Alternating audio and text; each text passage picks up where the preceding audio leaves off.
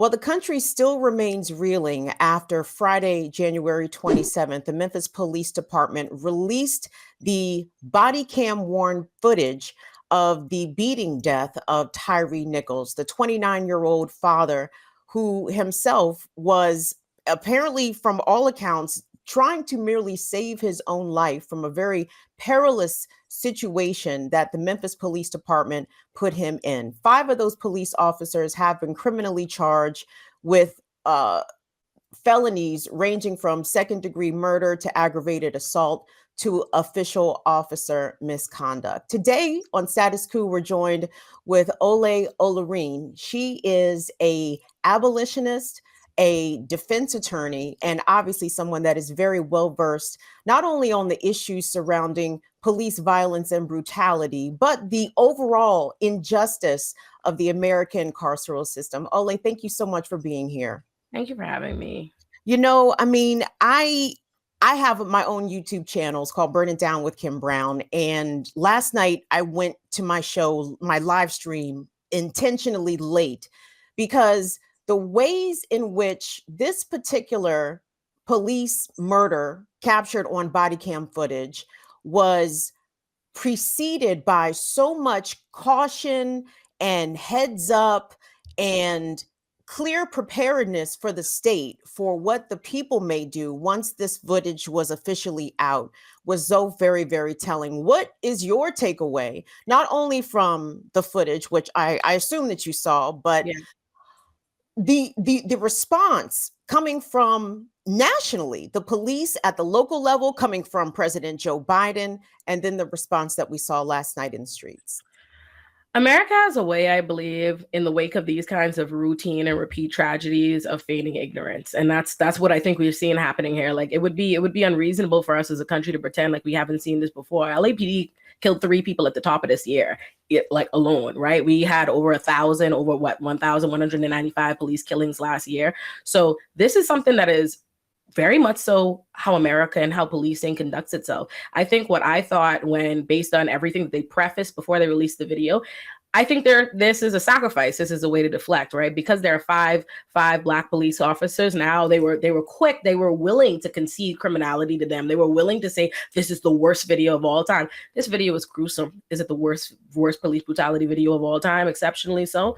No, that's the sad part. But they were willing to present it that way because America would feed into a narrative like that. Okay, look at and it's telling based on how you've seen it be covered. You already see Republicans covering it not as police brutality, but as Black on Black crime. They were quick to discard, any level of the shielding and protection that they give cops. And now it's, oh, they're just thugs. They were quick to concede criminality to them. That being said, that to me is not a reason to defend these cops.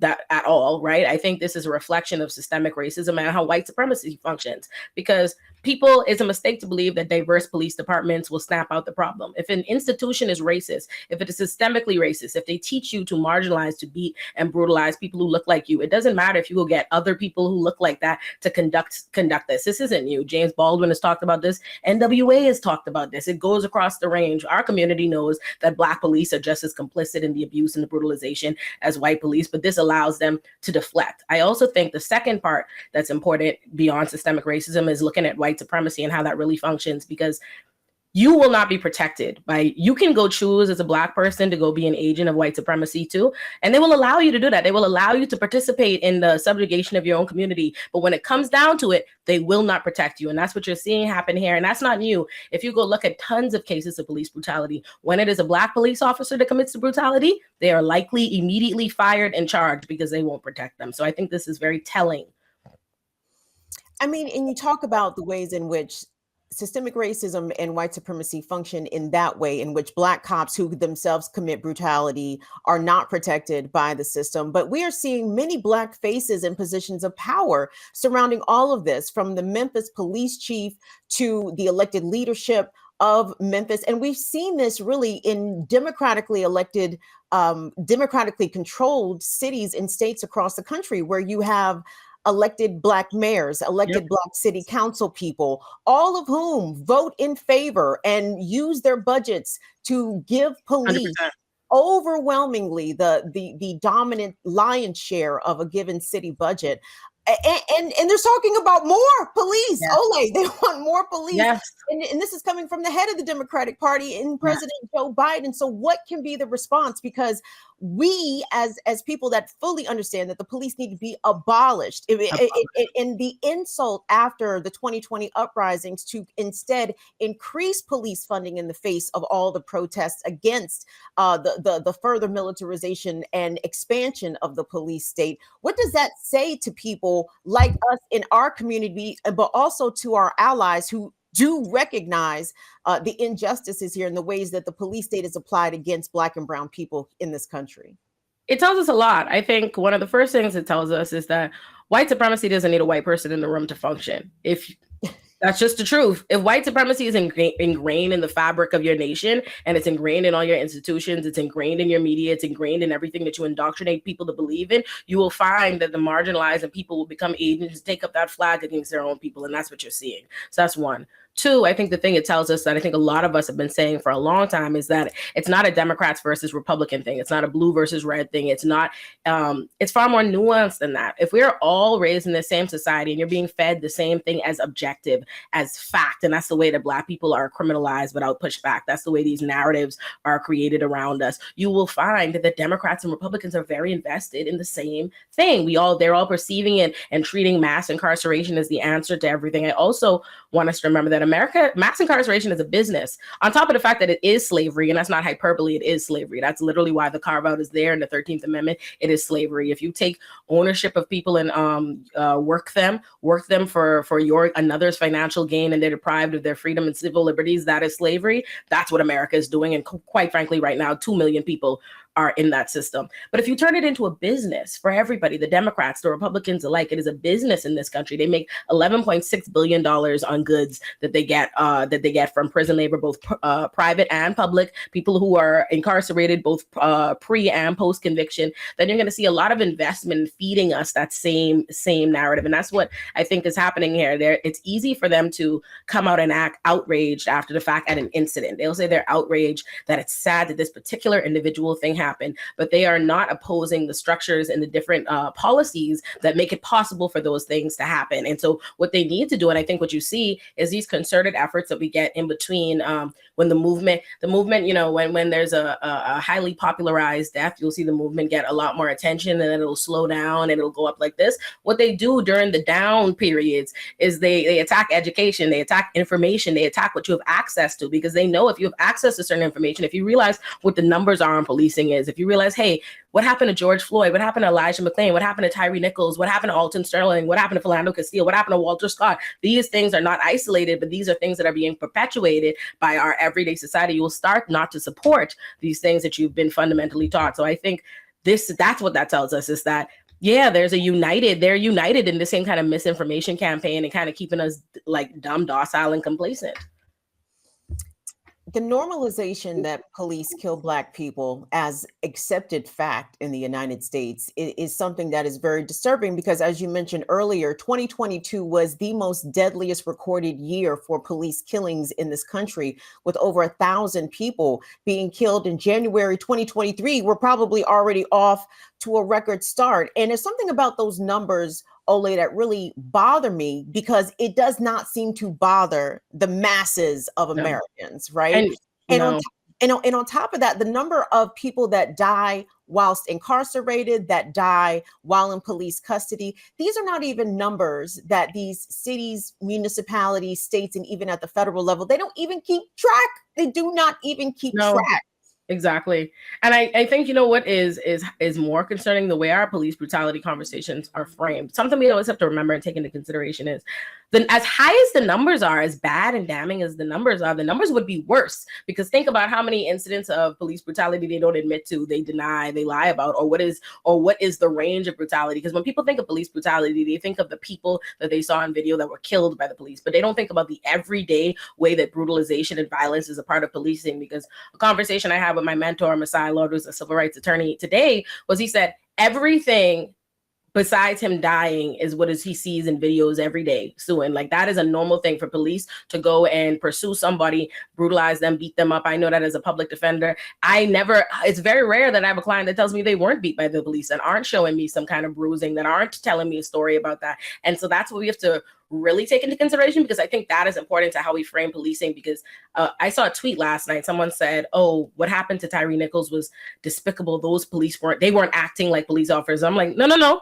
They were acting like police officers, and that is precisely the problem. Don't separate them from it. The violence is a part of it, and we have to stop allowing them to frame it as though these police just went rogue. They just happened to be brutalizing people. No, and an important issue in this case is these officers are a part of a special squad. What it was the Scorpion Squad? Mm-hmm. Exactly. And what that really, really translates to is this is what they do. They have this special squad because they go and they brutalize people. That's what they do. This isn't the first incident of them beating somebody up. This is the incident that we are seeing on the news of somebody dying. But this is something, this clearly, this violent conduct, how they're moving, how they behave as a unit, the way that they behave, this is how they operate. And that is far more telling, because this tells you this is a police department that awarded that said, hey, special squad and unit, this is what we want to see happen in policing.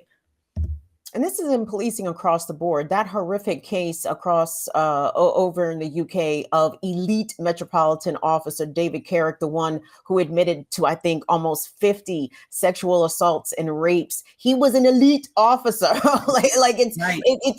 You will find the worst at the top of this blue pyramid. But one thing that you do with your platform that I really appreciate is that you do a tremendous amount of political education. And in the movement to abolish this police state in America, that's what it's going to take: more information, people understanding not only the amount of money and resources that the police give or are given relative to whatever crime they actually fight, which is not crime. It's keeping Black people in place and protecting the property of the elites. But for example, one thing that really hurts my heart every time that it happens is when I hear about a police murdering somebody who is in the throes of a mental health crisis. And usually it is that person's loved ones who call police to the scene.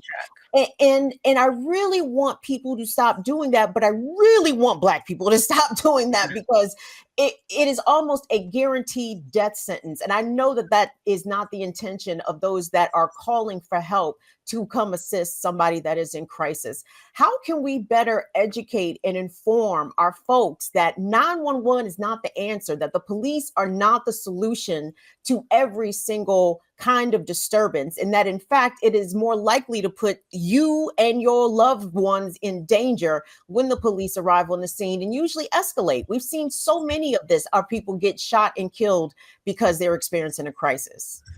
We have to redefine what we believe these systems are here to do. I think the mistake, what happens is we're all being indoctrinated to believe that the police are there to help, that the criminal system is the criminal justice system. So it's in the business of achieving justice. And when you hear it doesn't, it's an anomaly, it's a mistake, but this is where you should turn to. And so people have a hope. And I think especially in the case of us and in our communities, the people most involved in the criminal system are underneath the poverty line. So these are not people who have other options. They don't have other resources. So it's almost like, where else am I going to turn? And I'm being taught that this place is supposed to help me, and maybe they will. And I think it's often a desperate choice, because most of the time when my clients, I can't tell you how many times I arraigned somebody and they called the police. They were the ones calling the police for help. Like, so many, it's unbelievable how many times it's them who called the police, or someone in their family, or somebody called the police for help. And now look at this situation.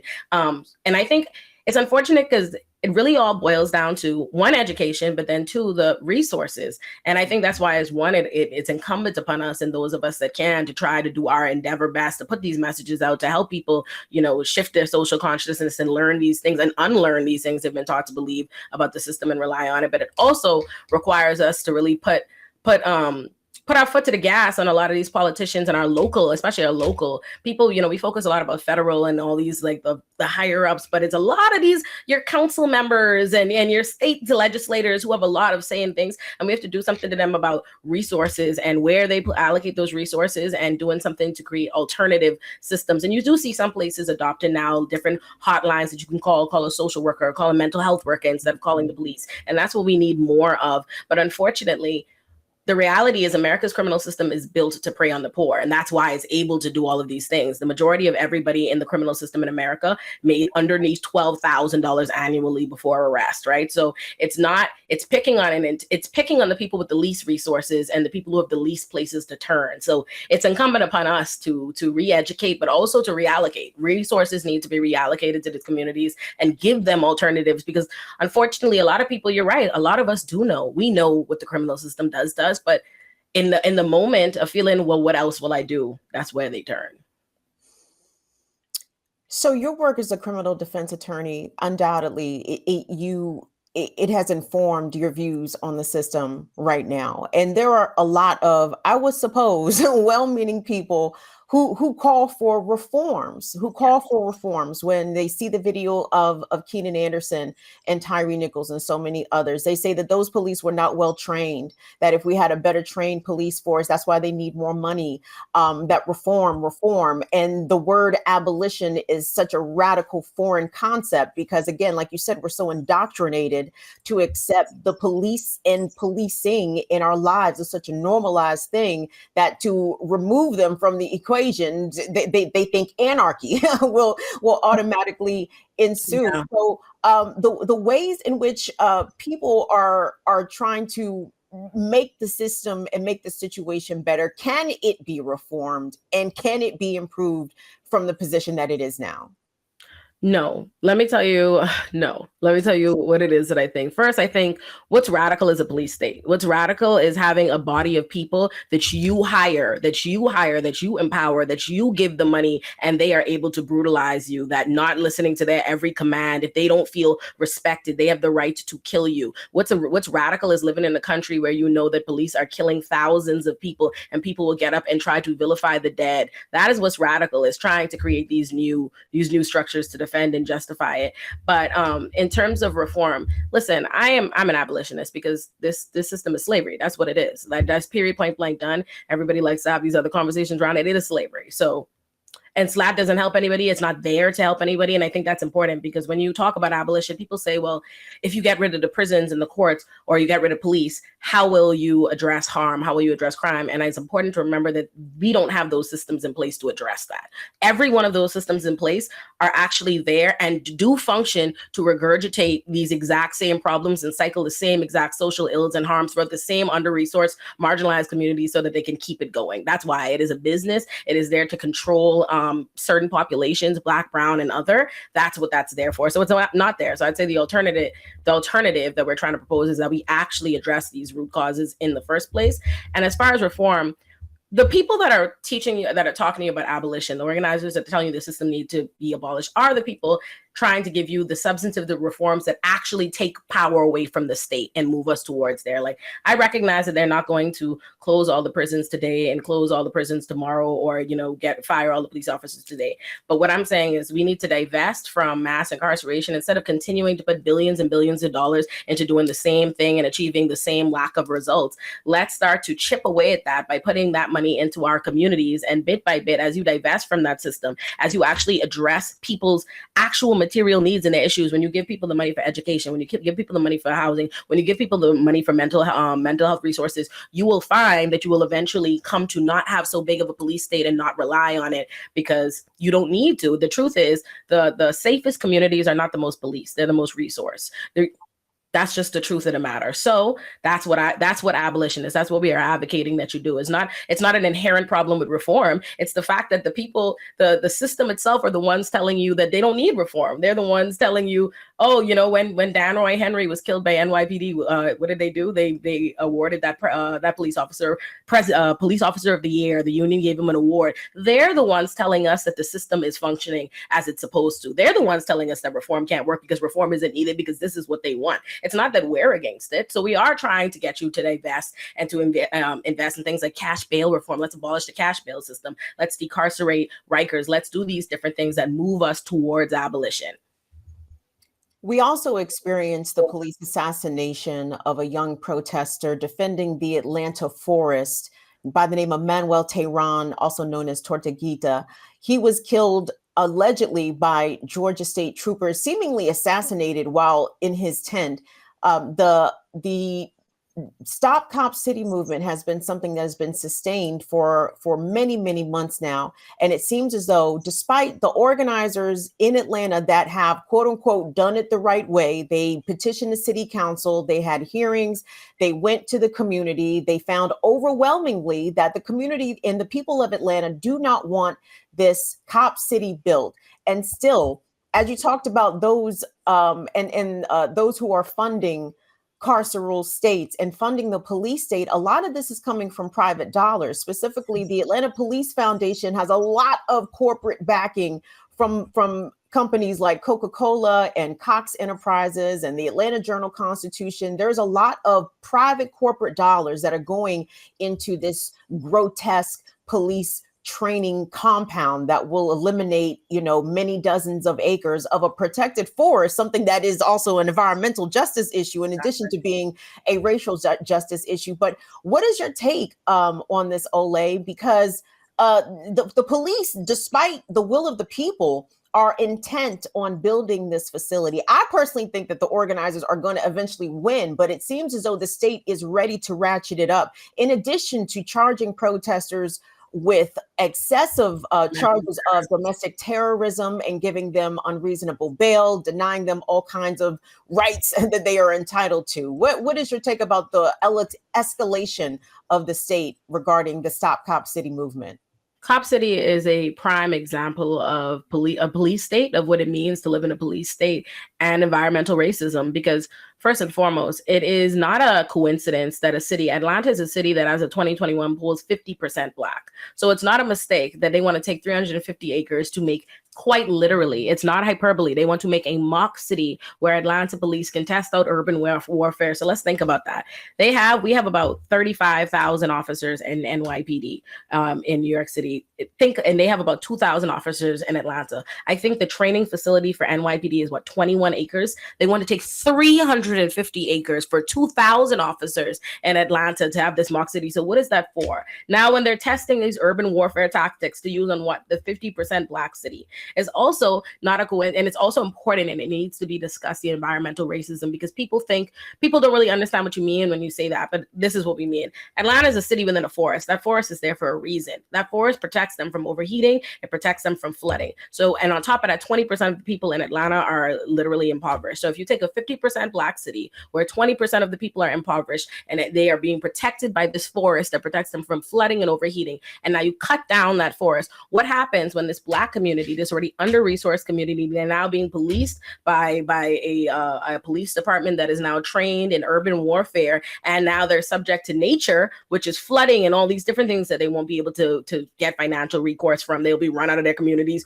off of what will be the environmental disaster that is that. So this Cop City is a travesty, and it also is a reflection of just how much the machine is behind things. Because until you started talking about Cop City, and a lot of the comments I saw from people and doing the Cop City explainer was, I had heard this on the news as just a training facility. And I was like, why are they opposing a training facility? And that's what they do. They have this way of reframing the problem and then painting the actual truth as what's hyperbolic. So people hear Cop City and they're like, why are they calling it that? No, they're literally trying to make a mock city of Atlanta where the police department can train to enact warfare against the Atlantan residents. So this is huge. This is a major problem. And it's also something that needs to be taken into consideration, that 70% of the city opposed it.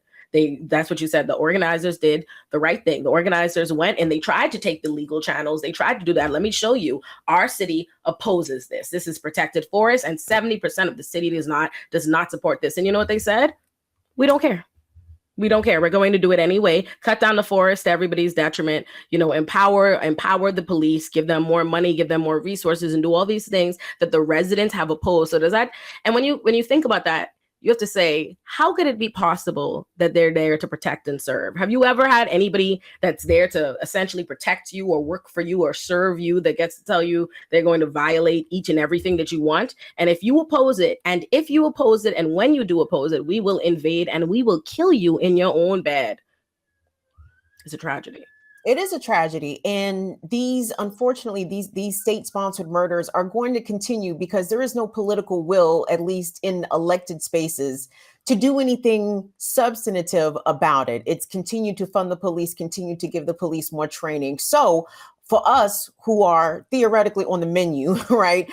This is a survival game. This is two-part aid slash survival and political education and political mobilization. So what do we do, Ole? Because we don't really have any political allies. Like there's nobody really, there's so few people who hold elected office that fully understand the full scope of what police and the carceral state are truly doing to generations of communities. So in order for us to protect ourselves and to protect our future generations, I mean, what is the step forward? I mean, the rise of mutual aid, that's good. I'm glad to see going hand in hand, the rise of unionization again, to empower workers to make sure that people actually have enough to survive out here. But when it comes to the political front, we don't have political power. We find it difficult to organize because sometimes it's tough to organize with our allies because they don't understand the urgency and the fatality, the direness of the situation as it pertains to poverty and the ways in which police are deployed in poor communities. So how do we go on? How do we go forward and to make sure that we put an end to this state? I think that we have to transition our focus from awareness to education.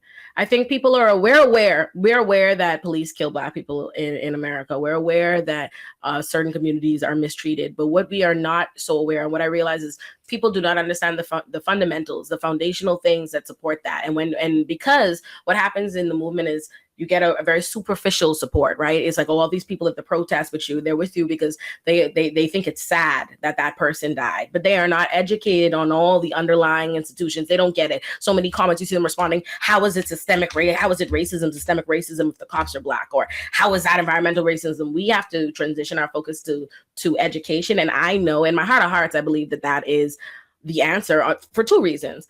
One, if it weren't, you wouldn't see the concerted effort that you see from them to block out information.